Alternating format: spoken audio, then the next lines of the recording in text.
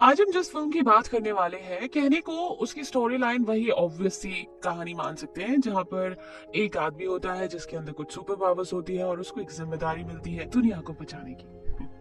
लेकिन ये कहानी इस पूरी स्टोरी लाइन के साथ भी कैसे डिफरेंट है और कैसे इंटरेस्टिंग है, ये हम जानेंगे कैसे इस कहानी को सुनकर। जी हाँ, तो चलिए शुरू करते हैं। मैक्स नाम का एक लड़का अपने घर की छत पर बैठा हुआ ड्राइंग कर रहा था। उसकी माँ उसे आवाज देती है और कहती है कि वो नीचे आकर उनकी शिफ्टिंग में मदद करे। जब मैक्स 8 महीने का था तब वो लोग इस घर से चले गए थे। अब वो और उसकी माँ वहाँ पर वापस रहने आए थे। मैक्स के पिता की मौत इसी शहर में एक लेबोरेटरी में एक एक्सीडेंट की वजह से हो गई थी। मैक्स नीचे जाकर अपनी माँ की मदद करता है, लेकिन अचानक से वो देखता है कि जब वो अपना हाथ टीवी के सामने ले जाता है तो टीवी में वेव्स बनने लग जाती है। ये देखकर वो हैरान हो गया था कि ऐसा कैसे हो सकता है। अगले दिन मैक्स स्कूल जाने के लिए निकलता है और रास्ते में उसके पिता की लेबोरेटरी आती है जहाँ उनकी मौत हुई थी। मैक्स वहाँ थोड़ी देर के लिए रुकता है, लैब को देखता है और चला जाता है, लेकिन तभी उसकी माँ का मैसेज आता है। मैक्स अपने फोन पर मैसेज देखने के लिए स्वाइप करता है, पर फिर से उसके हाथ से कुछ वेव्स निकल रही होती है, जिसके कारण फोन ही बंद हो जाता है। फिर मैक्स स्कूल की तरफ निकल जाता है। उस लेबोरेटरी में एक सबमरीन रोबोट था और उसमें से एक बहुत अजीब ब्लू लाइट निकल रही थी। मैक्स के उस लेबोरेटरी के पास होने की वजह से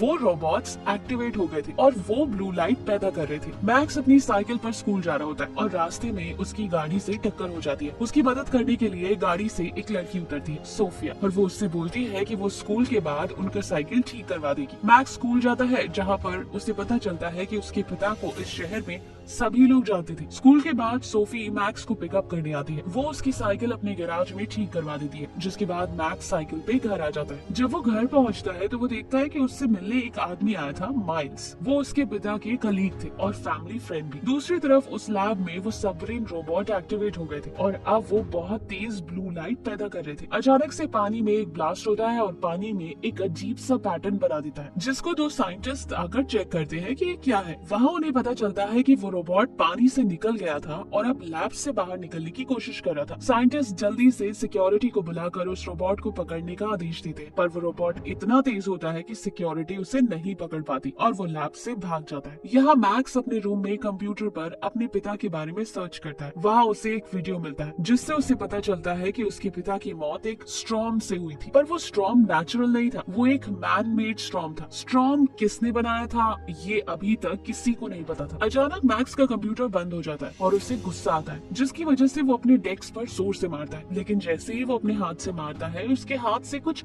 लिक्विड सा निकलने लग जाता है। मैक्स वो देखकर बहुत डर जाता है। वो मुट्ठी बंद करता है और वो लिक्विड गायब हो जाता है, पर जब वो फिर से हाथ खोलता है तो उसके हाथ से वो लिक्विड बहुत भयानक एनर्जी के साथ निकलने लगता है, जिससे मैक्स जमीन पर गिर जाता है। अगले दिन मैक्स रेडियो और लैम्प की मदद से एनर्जी वेव्स को कंट्रोल करने की कोशिश कर रहा होता है, पर उससे वो कंट्रोल नहीं होती और वो लैम्प और वो रेडियो को आग लगा देता है। इसके बाद वो स्कूल जाता है जहाँ सोफी उससे मिलने आती है। वो उसे रेस्टोरेंट जाने के लिए इनवाइट करती है। बाद में मैक्स घर पर होता है। वो कंप्यूटर यूज करने के लिए ग्लव्स लगाता है ताकि कंप्यूटर बंद ना हो। वो अपने हाथों से निकलने वाली एनर्जी के बारे में सर्च करता है, पर उसे कुछ नहीं मिलता। फिर वो नीचे जाकर अपनी माँ से बात करता है ताकि उसे अपने पिता के बारे में और जानकारी मिले। मैक्स पर कोई नजर रख रहा होता है और वो उसकी बॉडी की सारी एनर्जी देख सकता था। मैक्स अब सोफी के साथ रेस्टोरेंट में होता है। अचानक से उसकी तबीयत बहुत खराब होती है। उसके शरीर में जो एनर्जी थी वो बहुत ज्यादा थी, जिसकी वजह से उसे चक्कर आने लगते हैं। वो जल्दी से वॉशरूम में जाता है और देखता है कि उसकी आंखों से ब्लू लाइट निकल रही थी। इसके बाद उसके पूरे शरीर से ब्लू एनर्जी निकलने लगती है, जिसके कारण वो बहुत डर जाता है। वो एनर्जी उसके कंट्रोल में नहीं आ रही थी। मैक्स अपनी मुट्ठी बंद करता है, जिससे एनर्जी कुछ सेकंड के लिए गायब होती है और साथ ही साथ वॉशरूम की लाइट भी चली जाती है। इसके बाद उसके पूरे शरीर से ब्लू एनर्जी फिर से निकलने लगती है। मैक्स बहुत घबरा जाता है। वो उस रेस्टोरेंट से भाग जाता है और सोफी को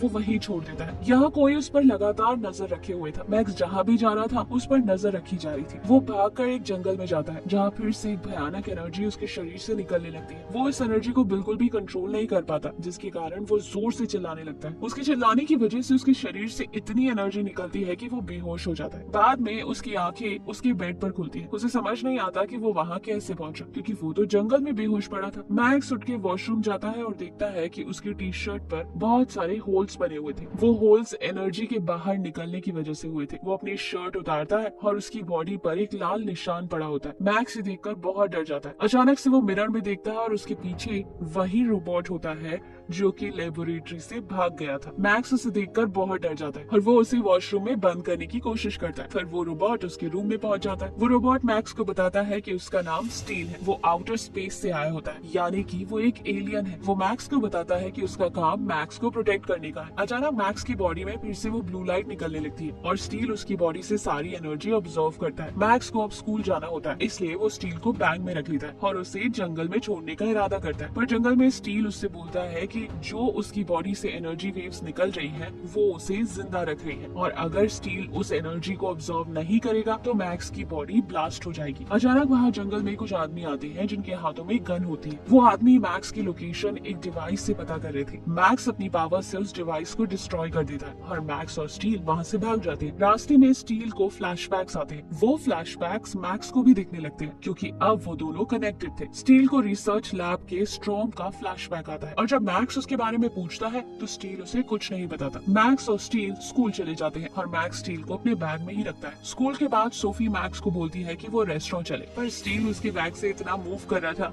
और मैक्स को फोर्स कर रहा था कि वो सोफी को ना बोल दे। फिर मैक्स और स्टील स्कूल के ग्राउंड में जाकर बैठ जाते हैं। स्टील मैक्स को बताता है कि अल्ट्रा लिंक्स नाम के एलियन उन पर हमला करने आएंगे और इन्हीं एलियंस ने उसके पिता को मार दिया था। मैक्स और स्टील उसके पिता की लेबोरेटरी में जाते हैं जो खाली होती है और वहाँ पर वो अपनी पावर कंट्रोल करने की प्रैक्टिस करता है। वो कराटे, मार्शल आर्ट्स और सभी स्ट्रेंथ वाली एक्सरसाइजेस करता है और अचानक से एक बहुत ऊंची जंप मारता है और मैक्स और स्टील की बॉडी एक हो जाती है, यानी अब मैक्स एक सूट में था। स्टील को एक और फ्लैशबैक आता है और वो फ्लैशबैक मैक्स भी देख पाता है। उसमें मैक्स के पिता काम कर रहे होते हैं। जब मैक्स और स्टील अलग होते हैं, मैक्स स्टील को पूछता है कि वो उसके पिता को कैसे जानता है, पर स्टील कुछ नहीं बताता। वो बस ये बताता है कि उसके पिता की मौत अल्ट्रा लिंक के कारण हुई थी। अगले दिन मैक्स जब घर पर होता है तो वो देखता है कि फ्रिज पे एनटेक का एक कार्ड लगा हुआ था। एनटेक एक कंपनी थी जहां उसके पिता का पुराना कलीग माइल्स काम करता था। मैक्स ट्राई करता है कि वो माइल्स से मिलने जाएगा ताकि वो उससे कुछ पूछ सके। जब मैक्स और स्टील घर से निकलते हैं, कुछ आदमी फिर से उनका पीछा करते हैं। मैक्स अपना साइकिल बहुत तेज चलाता है और तभी उसे रास्ते में सोफी मिलती है जो उसे राइड ऑफर करती है। मैक्स मान जाता है क्योंकि उसके पास और कोई ऑप्शन नहीं था। मैक्स और सोफी एनटेक पहुंच जाते हैं। मैक्स माइल्स से मिलता है जो उसे बताता है कि वो उसके पिता का काम आगे बढ़ा रहा है। मैक्स पूछता है कि उसके पिता की मौत असल में हुई कैसे। माइल्स बोलता है कि उसे असली कारण नहीं पता क्योंकि जब वो लेबोरेटरी पहुंचा तो उसके पिता की मौत हो चुकी थी। इसके बाद माइल्स मैक्स को एक डिवाइस दिखाता है जो क्लीन एनर्जी का सोर्स था। अचानक मैक्स फिर से बीमार होने लगता है क्योंकि उसके शरीर में बहुत सारी एनर्जी जमा हो गई थी। उसके शरीर से फिर से एनर्जी निकलने लगती है जो माइल्स भी देख लेता है। मैक्स वहाँ से भाग जाता है। वो एक जंगल में जाता है जहाँ पर एक भयानक तूफान उसका पीछा कर रहा था। मैक्स रास्ते में देखता है कि एक औरत की गाड़ी रेलवे ट्रैक पर बंद हो गई थी। वो उस औरत की मदद करने जाता है और जैसे ही वो उसकी गाड़ी को हाथ लगाता है, गाड़ी चलने लगती है। वो तूफान मैक्स को अपनी तरफ खींचने लगता है। उसी समय स्टील आता है और मैक्स एक सूट में खुद को पाता है। सूट की मदद से मैक्स तूफान को खत्म कर देता है जो असल में अल्ट्रा लिंक होता है। अल्ट्रा लिंक बिल्कुल स्टील जैसा दिखता था, यानी कि स्टील भी उन्हीं एलियंस में से एक था। मैक्स को अचानक से एक विजन आता है जिसमें वो देखता है कि उसके पिता को अल्ट्रा लिंक ने मारा था जो स्टील जैसा दिखता था। मैक्स को लगता है कि स्टील ने उनके पिता को मारा है। स्टील मैक्स को समझाने की कोशिश करता है कि उसके पिता के पास भी एनर्जी थी और अल्ट्रा लिंक उसके पिता को इसलिए मारना चाहते थे क्योंकि ये एनर्जी सब अल्ट्रा लिंक्स को खत्म कर सकती थी। अल्ट्रा लिंक्स धरती पर कब्जा करना चाहते थे और मैक्स के पिता ये नहीं होने देते। मैक्स घर जाता है और देखता है कि उसके घर की तलाशी हो रही थी। ये देखकर वो डर जाता है और सोफी के घर चला जाता है। वो सोफी से उसकी गाड़ी लेता है और माइल्स को कॉल करता है और उससे जल्द ही मिलने को कहता है। माइल्स उसके पिता की पुरानी लेबोरेटरी में आने के लिए बोलता है। दूसरी तरफ मैक्स की माँ घर पर ही होती है। यहाँ पर पता चलता है कि एनटेक की असली ओनर उसकी माँ ही है और उसने मैक्स को ढूंढने के लिए ही आदमी लगाए होते हैं। मैक्स लेबोरेटरी में होता है और उसे एक और विजन आता है। मैक्स को पता चलता है कि उसके पिता को माइल्स ने ही मारा होता है और स्टील बेकसूर था। माइल्स अल्ट्रा लिंक्स के साथ मिला था, इसलिए वो मैक्स के पिता की जान लेता है। मरते टाइम मैक्स के पिता ने स्टील से कहा था कि मैक्स का ध्यान रखे। कुछ ही सेकंड्स में वहाँ पर माइल्स अपने सूट में पहुँचता है और वो बहुत ताकतवर होता है। उसी टाइम वहाँ पर स्टील भी आता है और मैक्स भी सूट में चला जाता है। इस बार मैक्स के पास बहुत सारी पावर्स थी। वो माइल्स से लड़ने लगता है और उसे मार देता है। लड़ाई के बाद मैक्स बेहोश होता है। जब उसे होश आता है तो उसकी माँ लेबोरेटरी में होती है। उसकी माँ को स्टील के बारे में पहले से पता था। यहाँ पर मैक्स को ये बात भी पता चलती है कि मैक्स के पिता असल में एलियन थे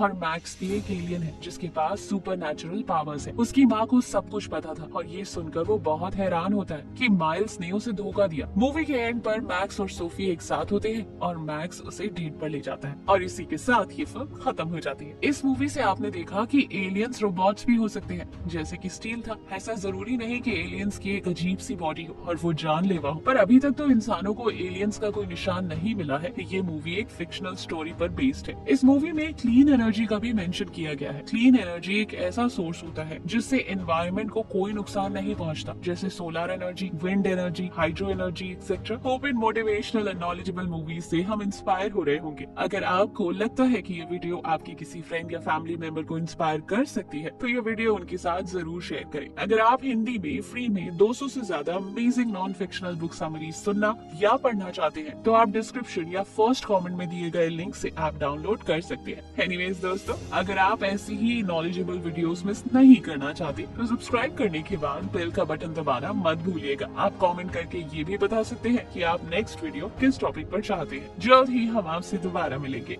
जय हिंद।